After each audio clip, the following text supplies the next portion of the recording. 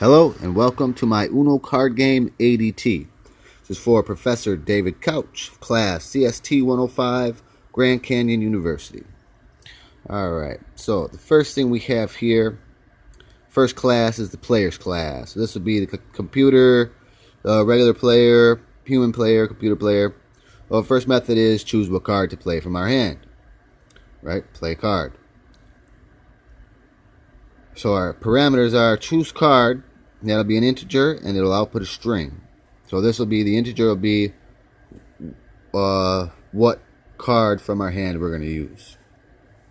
Right, what card we're going to play. So like Uno hand has 7 cards, so we have to choose from those 7 cards what card to play.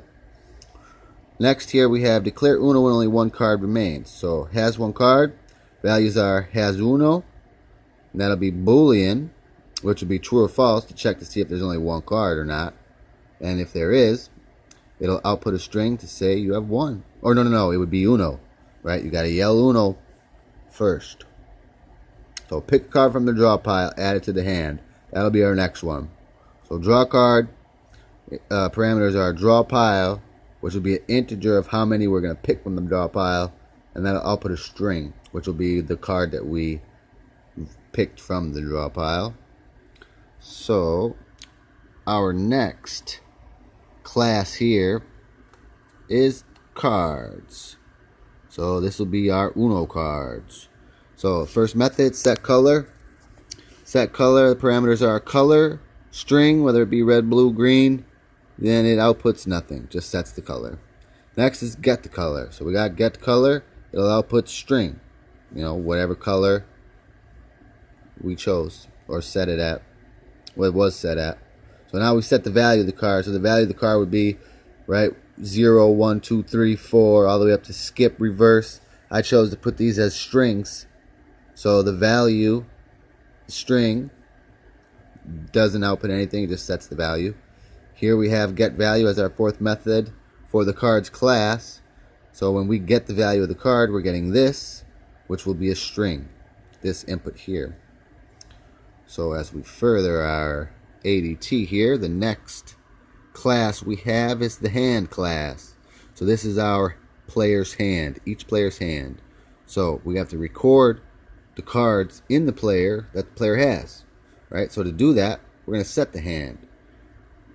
Player hand is our parameters, and that's going to be a string, which will be all the cards, right? The values and the color of our cards will be this here.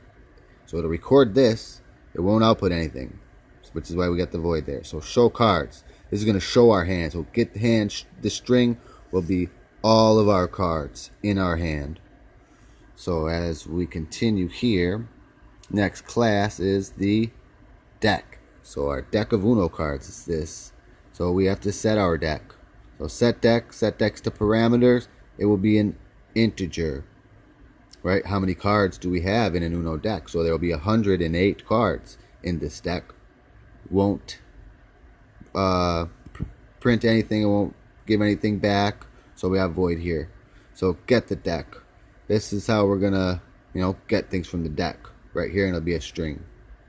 Because what it will give return to us will be, value of the cards and stuff and the color. So the next class is the rules class. We have a rules class right here. That's our next class. So we have to set the rules. So here we have to set the rules. All right. So it's going to be, that's what we named it, string. This is our parameter string, and it's going to integer. So what rule is it? Rule number 1, rule number 2, void. It's not going to output anything to us. Next is going to be check that our rules were followed. Right, true or false is the rules followed. So we would check like discard pile. Are rules followed in discard pile? Yes or no. And we're going to have to define a bunch of rules here in strings. So as our next class, we got the discard pile. We created a discard pile so that when the discard pile is full, or when we run out of cards, right, from the deck, we can shuffle the discard pile, just like in Uno. We want it exactly the same as is done in Uno. So we have set play. Record the played cards. This is our first method. record the cards that were played, right? Set play, this would be our parameters, current card, which will be the card that was played last, which will be a string, and it won't return anything, it's just recording those cards played.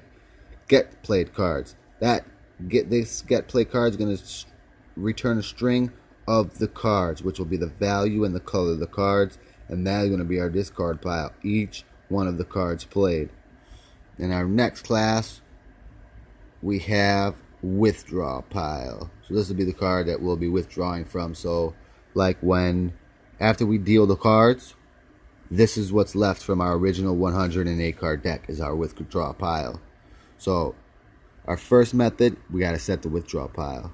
So these are our parameters. The withdraw pile, that's what we're creating, the withdraw pile. It's going to be a string, which is a bunch of cards. So it'll be an array, a string array, and it won't output anything, it'll just be void. So, what else we have to do? We have to shuffle these cards right? We have to shuffle these cards. So we shuffle the withdraw pile. So we have here, shuffle the withdraw pile. And as you can see here, statement of work. This is all my own work. All mine. Thank you. Hope you enjoyed it.